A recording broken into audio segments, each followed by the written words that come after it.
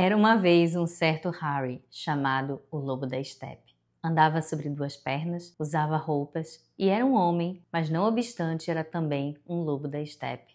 Havia aprendido boa parte de tudo quanto as pessoas de bom entendimento podem aprender e era bastante ponderado. O que não havia aprendido, entretanto, era o seguinte: estar contente consigo e com a sua própria vida. O Lobo da Estepe é um grande livro escrito pelo poeta e romancista alemão Hermann Hesse, que já apareceu aqui no canal no vídeo anterior. Nobel de Literatura de 1946, Hesse é um grande divisor de águas na literatura alemã do final do século XIX, que traz traços muito fortes do existencialismo. Mas Hesse testa uma vertente mais dentro do campo de experiências sensoriais e psíquicas, tanto que é bem clara a influência das ideias da psicanálise de Freud e Jung em toda a obra dele. Ele era de uma família burguesa muito religiosa. Inclusive, o pai e o avô foram missionários na Índia, e é esse contato com as filosofias orientais que lhe deixa bem marcado nos seus textos. A isso tudo se soma o contexto histórico em que ele viveu. Ele nasce em 1877 e morre em 1962, ou seja, ele vive tanto o contexto da Primeira quanto da Segunda Guerra Mundial. E essa combinação é que faz a obra dele ser tão peculiar. Eu acho que O Lobo da Estepe é um dos livros mais complexos de Hesse.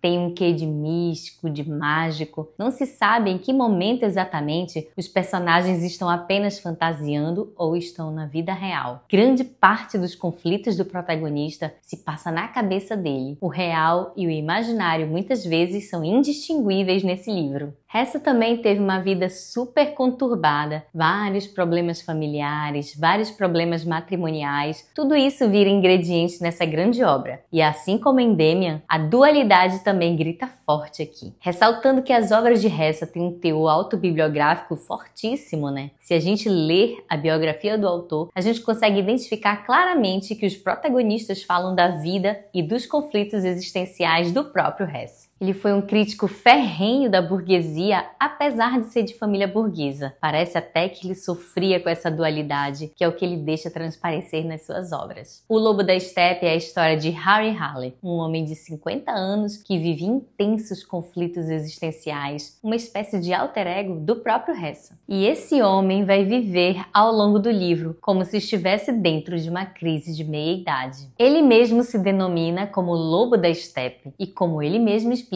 o lobo da estepe é aquele animal extraviado que não encontra abrigo, nem ar, nem alimento num mundo que lhe é estranho e incompreensível. Como eu dizia no início, não havia aprendido a estar contente consigo e com sua própria vida. Era incapaz disso, daí ser um homem descontente. O lobo da estepe tinha duas naturezas, uma de homem e a outra de lobo. Porém, o lobo da estepe era o contrário de muita gente que também se sente homem e ao mesmo tempo um outro animal, como por exemplo o homem-raposa. No caso de um homem-raposa, por exemplo, as duas personalidades, os dois perfis, convivem muito bem, sem causar ao outro qualquer tipo de dano. Um ajudava o outro. No caso de Harry, entretanto, a coisa era bem diferente. O homem e o lobo não caminhavam juntos, nem sequer se ajudavam mutuamente, mas permaneciam, segundo o livro, em contínua e mortal inimizade, e um vivia apenas para causar dano ao outro. Nesse caso, conclui Harry, quando há dois inimigos mortais coabitando no mesmo sangue e na mesma alma, então a vida é uma desgraça. Cada qual tem seu fado e nenhum deles é leve. Explicando melhor, quando o lobo da estepe vivia como lobo, o homem nele permanecia como espectador, sempre à espera de interferir e condenar. E quando vivia como homem, o lobo procedia de maneira semelhante. Por exemplo, segundo o livro, se Harry como homem tivesse um pensamento belo, experimentasse uma sensação nobre e delicada, ou praticasse uma boa ação até, o lobo em seu interior arreganhava os dentes e ria, e mostrava com uma ironia bem amarga o quanto era ridícula aquela encenação, porque aos olhos do lobo, o que convinha era para caminhar sozinho pelas estepes e beber sangue vez ou outra. Toda a ação humana parecia, aos olhos do lobo, horrivelmente absurda, despropositada e estúpida. Da mesma forma, quando Harry se comportava como lobo, quando sentia ódio pelos seres humanos, a parte humana o chamava de besta e de fera. Essa dualidade fazia Harry sofrer muito, pois todas as pessoas que o estimavam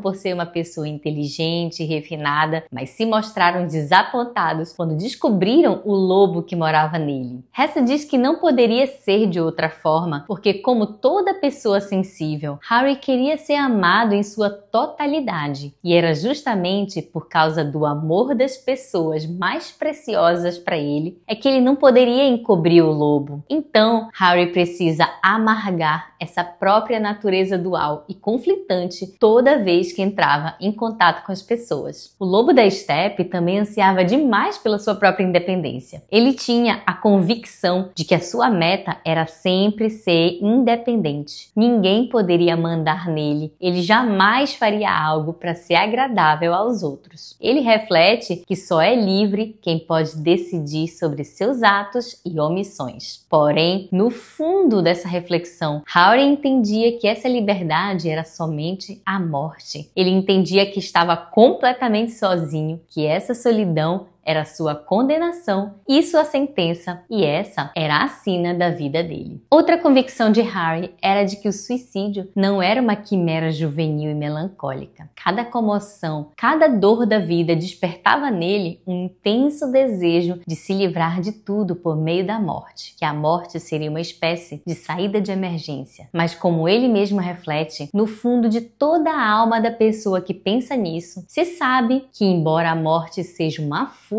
é uma fuga ilegítima e mesquinha, e que é mais nobre e belo deixar-se abater pela própria vida do que pela própria mão. Bem, como eu falava no início, apesar de Hessa ser um crítico ferrenho da burguesia, ele mesmo era de família burguesa, e parece que ele sofria por isso, por essa dualidade inevitável. E aqui em Lobo da Estepe, ele discorre claramente sobre essa luta interior. Ele diz que o lobo da estepe vivia segundo seu próprio entendimento, à margem do mundo convencional. Era isolado, parecia um esquisitão, um eremita doentio e desprezava conscientemente a burguesia. E vivia orgulhoso em não pertencer a ela. Mas, sob muitos aspectos, vivia inteiramente como burguês. Tinha dinheiro no banco, ajudava parentes pobres, e não só isso. No fundo, ele sentia forte e secreta atração pela vida burguesa e pelas tranquilas e decentes residências familiares com aqueles jardins bem cuidados. Ele adorava se sentir anti-burguês, esquisitão, mas nunca fixava residência onde não existisse nenhuma classe de burguesia. O lobo da estepe parece fugir constantemente de si mesmo. Na verdade, ele teme a possibilidade desse encontro com o próprio eu. Ele tem medo do espelho e se ver mortalmente refletido por ele. Harry é um homem arredio, solitário e, sobretudo, dual, que detesta tanto a solidão quanto a companhia dos outros. Como deu para perceber, Harry convive com essas duas naturezas, e essas naturezas travam uma luta contínua pelo controle da personalidade dele. É justamente essa dualidade que impede que ele seja feliz e mais leve. Alguns personagens são importantes nessa obra também, como a Hermínia, que parece ser uma versão feminina do próprio Hess. Harry diz que Hermínia parecia saber mais a respeito da vida do que todos os sábios que ele conhecia, que ela continuava menina, mesmo adulta, que ela vivia cada minuto com uma arte tão bonita que fez dele um discípulo incondicional dela. Ele ainda diz que não sabia se era por perspicácia ou por simples ingenuidade, mas Hermínia vivia muito no presente e sabia apreciar cuidadosamente cada florzinha no seu caminho. Uma pessoa assim estava acima de tudo e a vida nada podia contra ela. Com Hermínia, Harry aprendeu a sorrir mais, a experimentar a vida de uma forma mais leve, com mais sentido, com muito mais carinho. Por meio de Hermínia, Harry conhece Maria, com quem tem um caso, e Pablo, um saxofonista. Eles vão ser o guia de Harry para as experiências alucinógenas que ele tem no famoso teatro mágico. Não quero me alongar demais, mas não posso deixar de comentar a figura desse teatro mágico nesse livro. Sim, a inspiração para o nome do grupo brasileiro brasileiro que esteve em alta aí pelos anos de 2005, 2006. O Teatro Mágico é um lugar meio místico, como se fosse um local de experiências psicodélicas mesmo, onde o tempo e a realidade estão suspensos e onde Harry tem a oportunidade de conhecer suas múltiplas personalidades. Esse é o lugar onde ele consegue compreender sua pluralidade e ao mesmo tempo sua individualidade. Mas tudo só é possível se Harry abandonasse